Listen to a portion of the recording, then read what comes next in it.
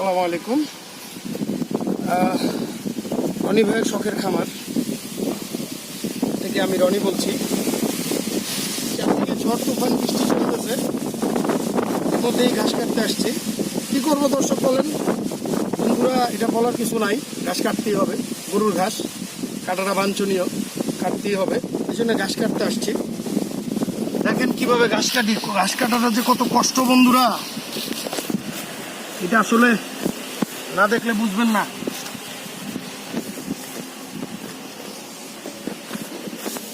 দেখেন গরু পালাটা আসলে শখ করাটা সহজ দর্শক, শখ করাটা সহজ দর্শক, কিন্তু শখ পূরণ করাটা অনেক কষ্ট।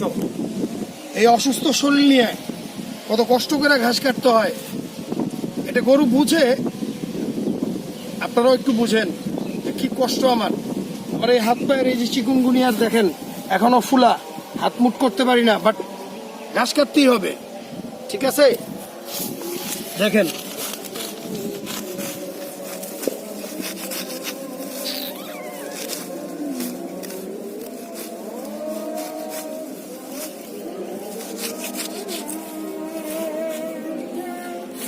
ঘাসের গোড়া লাগাইছিলাম দর্শক, ঘাসের গোড়া লাগাইছিলাম, এখন দুবলা ঘাস হইয়া এই গোড়া নষ্ট হয়ে যাচ্ছে। এই জন্য দুবলা ঘাসটা কাইটে দিতে হবে, দুবলা ঘাসটা কাইটে দিতে হবে যাতে এই যে ঘাসের গোড়াটা সুন্দর মতো হয়।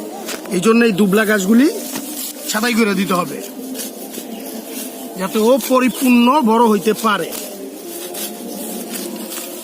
এটাও আসলে একটা শিল্পর মতোই দর্শক, একটা শিল্পই, না বুঝলেও সমস্যা, না বুঝলেও